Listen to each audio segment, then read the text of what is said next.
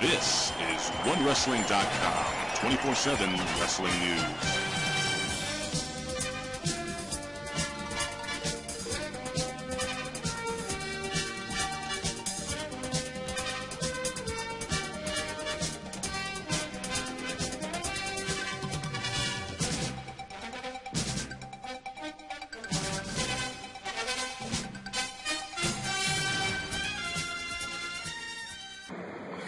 Ladies and gentlemen, this is Big Ray's Wrestling Show. I am the Mark of the Masses, the man with the plan, Big Ray, here today to talk about something a little fun today. Ladies and gentlemen, I'm going to do something a little different. Now, almost a year and a half ago, I actually sent Bill Apter, and I actually sent him a video of my top 5 WWF/WWE stars who never won the championship. Bill liked it so much, he actually kept me on OneWrestling.com, and I'm continuing doing what I do today. So I want to know what you guys think. Again, it's shot horribly. It's the audio sucks, but I think the content is actually pretty decent. And I know a lot of you guys haven't had a chance to actually see this. So when you get a chance, leave a comment here below at OneWrestling.com or YouTube /OneWrestling video. Let me know what you think. Leave me a list. Who are your top 5 wrestlers who never won a championship? Anyway, ladies and gentlemen, check it out right here. What's up, YouTube? My name is Big Ray, and this is Big Ray's Wrestling Show, coming to you live from the locker room here in New York City. Now, this is a totally opinion-based show. I'm a big wrestling fan. I would like to hear and video responses from you guys. Later on, I'll tell you how to contact me on Twitter, on Facebook, on Yahoo. But right now, let's jump into my top 5 wrestlers to not win the WWE/WWF Heavyweight Championship. And my number 5 is the Ravishing Rick Rude. I think Ravishing Rick Rude had a fantastic look. I think he was excellent on the mic. I think he got an amazing amount of heat from the fans. I don't know if you remember the storyline where he tried to sexually assault, basically, Jake the Thing, Robert's wife. And that was really intense. I just think that he lacked a little size. I don't know if there were other backstage politics. I don't know if he was a douchebag and was, trying to bang McMahon's wife or something like that. But the fact of the matter is that this guy was, he was a great worker, and I would like to have seen him at least have a short run as the World Heavyweight Champion. He's my number 5. Oh, and by the way, he had possibly one of the best managers in Bobby the Brain Heenan.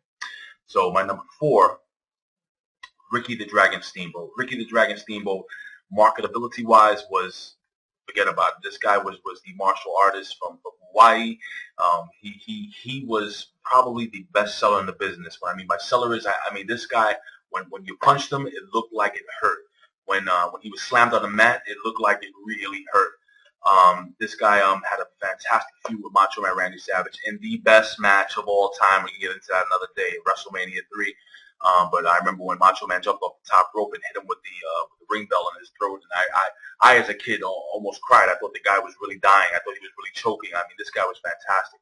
And marketability-wise, again, I remember him doing TV shows, and I remember he did this show Sidekicks, which is like a martial arts show with this little kid. I got his name, but I think ring-wise, he was a decent talker. But, it depended, I guess, on the storyline, but I think Ricky the Dragon Steamboat would have made a great champion. I mean, he did win the WCW championship.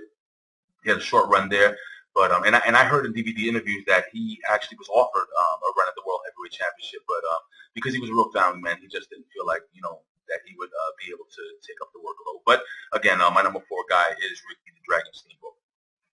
Now, my number 3 guy is the $1 Million Man, Ted DiBiase. This guy, I would have loved to have seen as a heel. I remember when what was it, Andre the Giant, when Andre the Giant defeated Hulk Hogan, and they had the whole thing where it was Dave Hebner and Earl Hebner, the two twins. Hulk Hogan's like, "Oh, brother, I don't know how much how much you paid for the plastic surgery to change his face." Blah, blah. I can't really do Hulk Hogan, but I think it was a great. I think he was a great heel. I remember the little kid getting on stage and trying to dribble the basketball 10 times, and when the kid got to number 9 and kicked the ball, I mean, this guy used to get immense heat. I mean, ridiculous heat from the fans. He was a jerk. He was a douche. But he was a great character. In-ring worker, I think he was on point with some of the best of all time. His finisher was fantastic. he had the what was the $1 Million Dream, and it was a very famous finisher, basically the Cobra Clutch. I think he was also probably one of the top 5 talkers of all time, really. And marketability wise, I mean, the guy had the the $1 Million belt. Back then they didn't make the replica belts, but I'm sure that it still makes money today. I think $1 Million Man would have been a great heel, and I wish they would have made up a storyline where Ted DiBiase actually paid off the president, Jack Tunney, and he was able to keep the belt, and he would just continue to pay off referees and the president, and they would fire the president. Maybe they would hire another president who would pay him off and hold the belt for a nice long title run. I think he could have held the belt for a while. But again, that was during the time of Hulk Hogan and Vince McMahon's monsters. Again, I don't think he had the size to that pleased Vince McMahon. Pause. But I think he was. I think he would have been a great, fantastic heavyweight champion. I would like to have seen that. Let's get into my number 2. My number 1 and my number 2 really gave me a hard time. There were two things. There was one thing actually that separated the two, and here we go. My number 2, and I think this guy is the best talker of all time. This guy helped issue in the rock and wrestling era, and obviously you know who this is. This is Roddy Piper, who I think was the best talker in the business, period. Roddy Piper knew how to draw heat, and he was one of the first heels, bad guys I remember actually where fans were actually cheering for him. They used to have the Hot Rod T-shirts, and I remember I think he actually pinned Hulk Hogan clean in the match. You can hit me up in the video response or just let me know if that's true, but I think he pinned Hulk Hogan cleanly in the match. It was a non-title match, but I think he pinned Hulk Hogan during Hulk Hogan's run as a champion. But Roddy Piper had helped bring the WWF into fruition back in the day, and I think he's probably, man, he's one of the most underrated superstars of all time. I mean, in ring, he was more of a brawler, but I think he was very good at what he did. Again, he was one of the greatest on the mics. He had a great manager / bodyguard, and I forgot to mention Virgil with Ted DiBiase. Virgil was a nice little bodyguard, but this was Cowboy Bob Orton. You could tell they had a great relationship outside and inside the ring. I think he was. I think he could have made a run either as a baby face later on or as a heel. I think as a heel, I think he would have been a great heavyweight champion. I think they could have made a lot of money with him. But again, they were really focused on having Hulk Hogan with the title, so Roddy Piper didn't make it. And my number one guy, I think the thing that separated him and Roddy Piper is his in-ring ability. I think as a talker, I think he was almost on par with him, just about there. But I think his in-ring ability was absolutely perfect.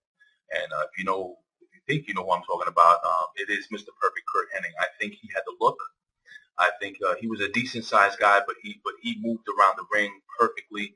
He talked perfectly. He had the perfect manager in Bobby the Brain Heenan. Talking about his in-ring work, they still talk about when guys take really good bumps and really sell something.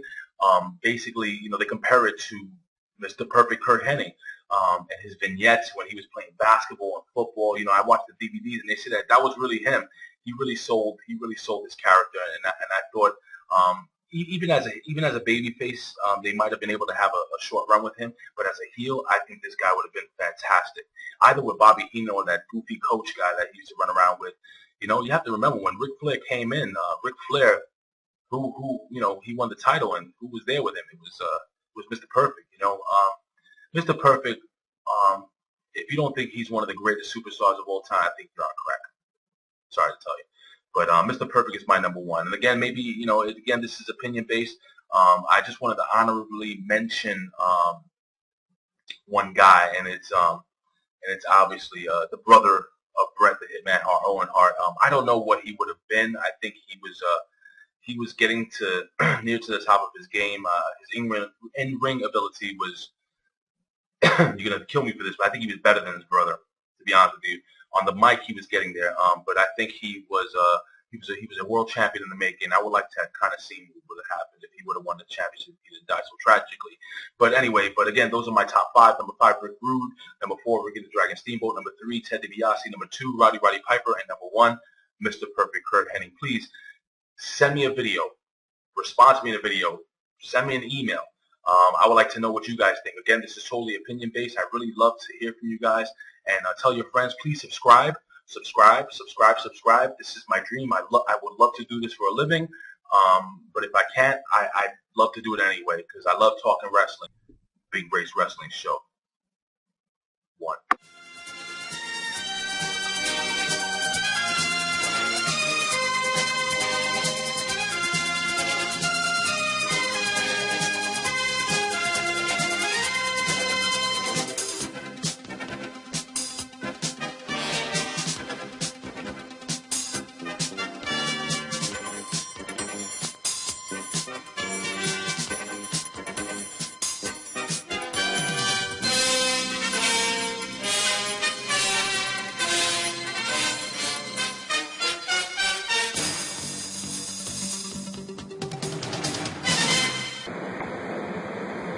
Okay, ladies and gentlemen, so that was my top 5 WWE/WWF superstars who never won the World Heavyweight Championship or the WWE Championship. I want to hear everything you guys have to say. Again, I know the video wasn't great, the audio wasn't great, but again, it was shot on a horrible webcam back in the day. But again, guys, I really love to hear from you guys. I want to hear from you guys. I want to hear your comments. I want to read your comments. Please leave a comment here below at onewrestling.com. You can find us here every single week, ladies and gentlemen, at onewrestling.com. You can follow us on Twitter at onewrestling. Follow me on Twitter at Big Ray Show. And you'll find us here at YouTube /onewrestling video, ladies and gentlemen. Look out for my TNA Impact recap and reviews every week here at onewrestling.com. Peace.